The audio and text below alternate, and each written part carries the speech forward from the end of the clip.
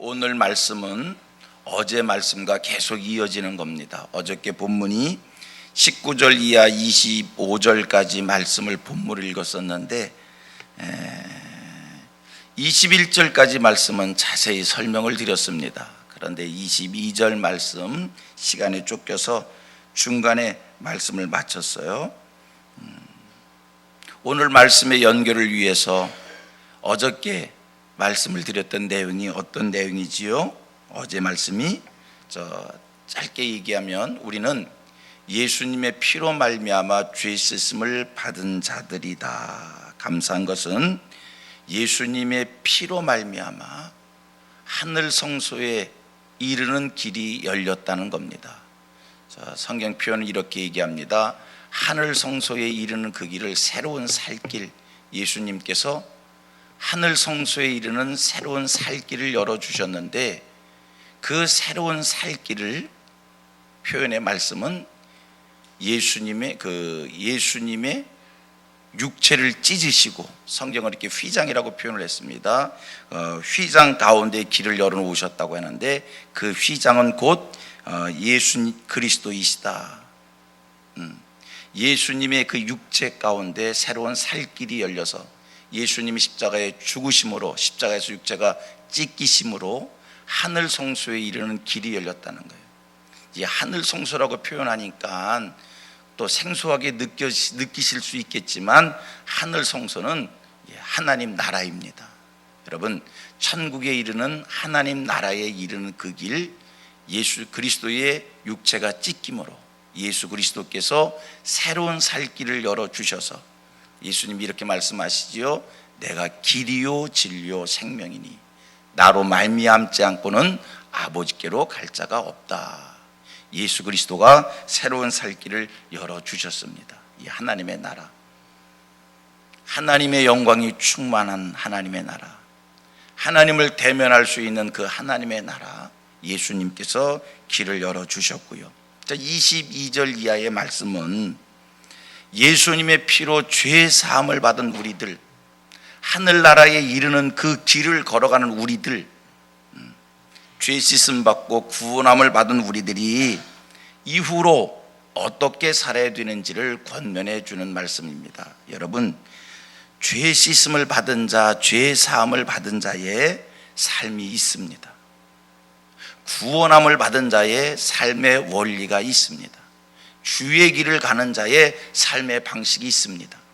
하나님 나라를 소망으로 바라다보고 우리들 오늘도 그 하나님의 나라에 이르는 길을 걷고 있지 않습니까? 이 길을 가는 사람들의 삶의 원리가 있단 말이에요. 성경이 그것을 가르쳐 주는데 그 첫 번째가 22절입니다. 같이 읽습니다. 22절. 제가 읽을게요. 우리가 마음의 뿌림을 받아, 예수 그리스도의 피를 얘기하는 겁니다. 우리가 마음의 뿌림을 받아 악한 양심으로부터 벗어나고 몸은 맑은 물로 씻음을 받았으니, 다 같이 참마음과 온전한 믿음으로 하나님께 나아가자. 죄 씻음을 받은 자들의 첫 번째 삶의 원리는 참마음과 온전한 믿음으로 하나님께 나아가는 삶이다. 아멘. 두 번째, 죄 씻음을 받은 자의 두 번째 삶의 원리입니다. 첫 번째는 어저께 자세히 말씀을 드렸으니까 또 오늘 반복하지 않고요. 오늘 두 번째 삶의 원리입니다. 구원함을 받은 자들의 이 하나님 나라를 소망으로 바라다보고 죄 씻음 받은 자들의 삶의 원리 두 번째, 23절 같이 읽습니다. 시작. 또 약속하신 이는 미쁘시니 우리가 믿는 도리의 소망을 움직이지 말며 굳게 잡고. 그렇습니다. 믿는 도리의 소망을 굳게 잡으라. 이게 죄 씻음 받은 자들의 삶의 원리입니다. 여러분, 무엇을 믿으십니까? 여러분들이 믿는 게 뭡니까? 진리를, 여러분들이 믿는 그 진리를 흔들림 없이 굳게 붙잡아라. 이게 성경이 우리에게 주는 말씀입니다. 예수님께서 하늘 성소에 이르는 새로운 길을 열어주셨다는 이 진리의 말씀을 흔들림 없이 굳게 붙잡으시기를 바랍니다. 예수 그리스도의 피로 말미암아 내 죄의 사함을 받았다라고 하는 이 진리, 여러분 의심 없이 굳게 붙잡으시기를 바랍니다. 성경의 가르침과 교훈들 확실하게 흔들림 없이 굳게 붙잡으시기를 바랍니다. 우리 성도들을 이렇게 보면 믿음의 생활을 하다가 실족하는 사람들을 가끔 만나게 됩니다. 여러분, 실족하는 사람들의 공통점이 있어요. 누가 실족을 하는가? 이 믿음의 길을 가다가 누가 왜 실족하는가 살피면요, 공통점이 흔들린다는 거예요. 흔들린다는 거예요. 여러분, 흔들림 없이 확실하게 굳게 붙잡아야 우리가 가는 길, 여러분 넘어지지 않고 자빠지지 않고 이 길을 끝까지 가지요. 보십시오. 하와가 선악과를 따먹는 죄를 짓습니다. 하와가 왜 선악과를 따먹었을까? 여러분들은 하와가 선악과를 따먹은 이유가 어디 있다고 생각합니까? 뱀이 찾아와서 유혹했기 때문이지요. 그럼 여러분, 뱀이 찾아와서 유혹했다고 넘어집니까? 실족합니까? 예수님도요, 사탄의 시험을 받으셨어요. 그런데 예수님은 그 시험을 이겼어요. 에이 목사님, 예수님이니까 이기셨지요. 그렇게 말씀할 수 있겠지만 제가 설명을 드려봅니다. 예수님은 시험을 이기셨고 하와는 시험을 이기지 못하고 자빠졌고, 중요한 한 가지를 발견할 수 있는데 하와는요 확실하지를 못했어요. 뭐가? 하나님께서 아담과 하와에게 주신 말씀이 있었지요. 무슨 말씀입니까? 선악과를 먹으면 정령 죽으리라. 선악과를 먹으면 반드시 죽는다는 말씀을 주셨는데, 여러분, 뱀이 찾아와서 하와를 시험합니다. 너 선악과 봤지? 먹어 라고 얘기했을 때 하나님은 선악과를 먹으면 반드시 죽는다고 얘기했는데 하와는 뭐라고 대답하는지를 아십니까? 죽을까 하노라. 하나님께서 선악과를 먹으면 죽을까 하노라 하셨어. 여러분, 흔들린 거예요. 진리의 말, 하나님이 주신 말씀을 확실하게 믿고 확실하게 붙잡았어야 되는데 하나님은 반드시 죽는다고 했는데 혼자서 자기가 하나님이 죽을까 하노라 하셨어. 여러분, 이 땅을 살아가는 과정 속에 누구에게나 시험이 있습니다. 그 시험을 누가 이기는 겁니까? 확실한 생각, 확실한 삶, 확실하게 붙잡고 살아가는 이들이 시험을 이기는 거예요. 예수님 보십시오. 예수님을 찾아와서 사탄이 시험할 때 우리 예수님 뭐라고 얘기합니까? 사람이 떡으로만 사는 것이 아니라 하나님의 말씀으로 사느니라. 주 너희 하나님을 시험하지 마라. 사탄아 물러가라. 예수님 확실하셨어요. 확실하니까 시험을 이기신 거예요. 여러분, 여러분들의 이 삶 과정 속에 시험이 있을 수 있어요. 어떨 때는요, 이단들이 찾아와서 미혹할 때가 있어요. 여러분들의 믿는 신앙의 이 내용, 여러분들이 알고 있는 하나님의 말씀 흔들리지 마시고요, 확실하게 주장하실 수 있어야 됩니다. 흔들리면요, 여러분 실족하게 됩니다. 신앙생활 속에요, 우리 주변에, 내 주변에 시험 받아서, 상처받아서, 시험 들어서, 흔들려서 이런 얘기 저런 얘기 내게 해줄 때가 있어요. 그런 얘기 들을 때 여러분 확실하게, 집사님 그러면 안 돼, 집사님 그거 시험 받는 거야, 정신 차려, 이렇게 확실해야 그 사람도 건질 수 있는 거고 나도 시험을 이길 수 있는 거지. 들어준다고 해서 그 얘기를 듣고 같이 주거니 받거니 하면 이상해요. 그 사람의 시험은 더 확실하게 들어가고요, 나도 흔들려 시험 들게 된다는 거예요. 성도님들 확실한 자리에 서시기를 바랍니다. 같이 고백합니다. 확실한 자리에 서십시다. 예, 확실해야 안 넘어져요. 오늘 성경 이야기합니다. 뭐라고 이 말씀을 주고 있습니까? 우리가 믿는 도리의 소망을 움직이지 말며 굳게 잡고. 우리 성민교회 좋은 교회라고 확실히 믿으세요. 우리 장로님 훌륭하다고 확실히 믿고, 우리 권사님, 우리 안수 집사님, 내 주변에 있는 사람들 다 훌륭하신 분이라고 확실히 믿고 그래야 흔들림이 없지. 그런가 저런가 하면 시험이 들어와요. 자, 세 번째입니다. 죄 씻음을 받은 자들이 어떻게 살아가야 되는가?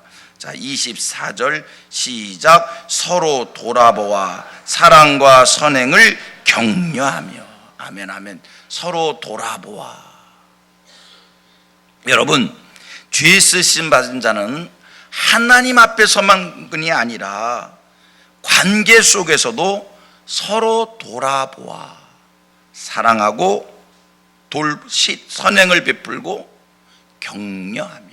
이게 죄 씻음 받은 자들, 죄 사함 받은 자들의 삶의 원리인 줄로 믿습니다. 그다음 네 번째입니다. 25절 시작. 모이기를 폐하는 어떤 사람들의 습관과 같이 하지 말고 오직 권하여 그날이 가까움을 볼수록 더욱 그리하자. 여기서 모이기를 폐하는, 여기서 모인다는 것은 성전에 모이는 거예요. 여러분, 죄 씻음 받은 자들은요, 성전에 모이기를 힘쓰는 삶을 살아야 합니다. 사도행전 2장 말씀을 보면 오순절 성령의 충만함을 받고 경건한 그리스도인들, 거룩한 그리스도인들, 그들에게 나타나는 삶의 모습들이 있습니다. 사도행전 2장에 성령 충만함 받은 그들의 모습이 뭡니까? 성전에 모였다는 거예요. 열심을 다해서 성전에 모였다는 거예요. 사도행전 2장 42절, 44절 믿는 사람이 다 함께 있어 모든 물건을 서로 통용하며. 믿는 사람이 다 함께 있어. 쭉 내려가서 사도행전 2장 46절 날마다 마음을 같이하여 성전에 모이기를 힘쓰며. 이게 죄 씻음 받은 자들의 거룩한 모습인 줄로 믿습니다. 여러분, 예수 그리스도의 보혈의 피로 내 죄의 사함을 받았다는 믿음이 있으십니까? 모이기를 힘쓰시기를 바랍니다. 모이기를 피하는 어떤 사람들과 같이 하지 말고요, 모이기를 힘쓰시기를 바랍니다. 우리 또 고백합니다. 모이기를 힘쓰십시다. 그런데 여러분, 우리가 22절 이하 말씀을 쭉 여기까지 25절까지 말씀을 보면서 예수 그리스도의 보혈의 피로 죄 씻음 받은 자들의 삶의 원리 네 가지를 교훈받는데, 이 네 가지, 첫째 뭡니까? 참마음과 온전한 믿음으로 하나님께 나아가는 것. 두 번째가 뭡니까? 믿는 도리의 소망을 흔들리지 않고 굳게 붙잡는 것. 세 번째가 뭡니까? 서로 돌아보아 사랑과 선행을 격려하는 것. 네 번째가 뭡니까? 모이기를 피하는 자들처럼 하지 말고 더욱 열심히 모이는 것. 이 네 가지잖아요. 그런데요, 이건 경험입니다. 이런 경험입니다. 이상합니다. 제가 이상하다는 표현을 썼어요. 이상합니다. 죄 씻음을 받으면, 예수 그리스도의 보혈의 피가 믿어지고 내 죄가 씻어지면, 내 마음이 깨끗해지면, 여러분, 이 네 가지의 삶이 자연스럽게 사라진다는 겁니다. 내가 이렇게 살아야겠다라고 의식하고 노력해서 그렇게 사라지는 게 아니라, 그 죄의 씻음을 받으면 예수 십자가 죽으심이 믿어지고 죄 사함을 받은 믿음의 확신이 생기면 이런 삶이 사라진다는 겁니다. 이거는요, 경험입니다. 경험입니다. 오늘 여러분들이 오늘 이 새벽에 다시 한번 하나님 앞에 예수 십자가 사건이 믿어지는 그 은혜 속에서 감사를 고백하면서 여러분들이 생각나는 죄 한 고백해 보셔봐요. 생각나지 않는 죄까지도 하나님 앞에 사함받기 원하여 간절히 하나님 앞에 죄 씻는 기도를 해보셔봐요. 믿음이 생길 겁니다. 하나님이 내 죄를 사해 주셨구나. 그 믿음이 생길 겁니다. 그 믿음이 생기는 순간 여러분들에게 영적으로 경험되어지는 게 있습니다. 아까 말씀드렸던 네 가지가 그렇게 지켜진다는 겁니다. 이거는 원리입니다. 자전거 타보셨지요? 자전거를 타보면 이상한 자전거의 원리가 있어요. 가만히 서 있으면 넘어진다는 거예요. 페달을 밟으면 넘어지는 게 아니라 굴러간다는 거예요. 페달을 밟으면 굴러갑니다. 이게 자전거의 원리입니다. 여러분, 공부를 열심히 하면 성적은 오르게끔 되어져 있습니다. 피곤하면 졸려요. 하품하면 잠이 와요. 그런 것처럼 죄 씻음을 받으면, 죄 사함을 받으면 아까 네 가지가 저절로 지켜진다는 겁니다. 죄 씻음을 받았더니 놀랍게도 성전에 모여지고요, 성전에 오는 게 기뻐지고요, 성전에 오는 날짜를 손꼽아 기다려지게 되고요, 순예배가 기다려지고 새벽 예배도 나오고 싶고 주일 예배를 온전히 지키고 싶고 성도들과 같이 하고 싶고, 죄 씻음을 받았더니 서로 돌보고 사랑하고 격려하는 말이 쏟아져 나오고, 죄 씻음 받았더니 진리의 말씀을 의심 없이 확실히 믿어지게 되어지고, 죄 씻음 받았더니 참마음과 온전한 믿음으로 하나님께 나아가게 되어지고요. 여러분, 죄 씻음 받는 이 신앙의 자리에 다 서시기를 바랍니다. 신앙생활이 어렵습니까? 쉽습니까? 이거요, 신앙생활이 어렵냐 쉽냐 두 가지로 다 대답할 수 있어요. 신앙생활 어렵습니다. 진짜 어렵습니다. 우리가 성경 말씀대로 사는 게 쉬워요? 어려워요. 어려운 거예요. 공부 안 해본 사람이 공부가 쉽다고 얘기하지, 공부해 보셔봐요. 돈 벌어보지 않은 사람이 돈 버는 거 그냥 누워서 떡 먹기로 생각하지, 돈 벌어보셔봐요. 그 돈 버는 게 쉬운가? 쉬운 게 아니에요. 근데 또 신앙생활이 어려운가 쉬운가 하면요, 신앙생활 쉽습니다. 이 세상에서 신앙생활보다 더 쉬운 곳 없습니다. 남들이 목사님 힘들지요? 힘들어서야 목사를 어떻게 한평생 하겠어요? 목사의 일이 힘든 것 같아도 넉넉히 감당할 능력이 있는 거예요. 그 원리가 뭔가? 여러분, 성령이 내게 함께 하시고 성령이 힘 주시면 성경 말씀이 지켜지는 거예요. 성령이 지키게 해주시면 신앙생활이 쉬운 거고요, 내 힘으로 성경 말씀을 지키려고 하면 그것처럼 힘들고 어려운 일이 없는 거고요. 여러분, 율법적 신앙은 뭐고요? 복음적 신앙생활이라는 게 뭐겠습니까? 율법적 신앙은 뭐고 은혜의 신앙생활은 뭡니까? 은혜의 신앙생활이라고 해서 하나님의 말씀을 다 무시하는 게 아닙니다. 은혜의 신앙생활에도 하나님의 말씀을 철저히 지키는 겁니다.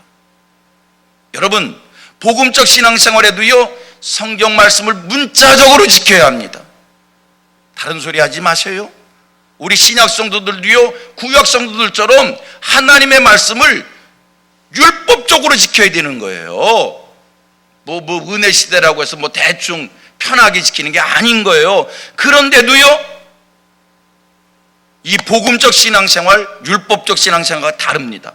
뭐가 다른 겁니까? 율법적 신앙생활은 내 힘으로, 내 노력으로, 내 의지로 지키는 거고요, 복음적 신앙생활이라는 것은, 은혜의 신앙생활이라고 하는 것은 하나님의 말씀을 대충 지키는 게 아니라 성령이 지키게 해주심으로 그 힘을 빌려서 지키는 겁니다. 할렐루야.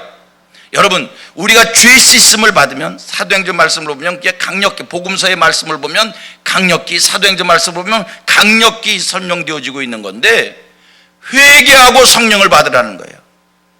회개하고 성령을 받으라는 거예요.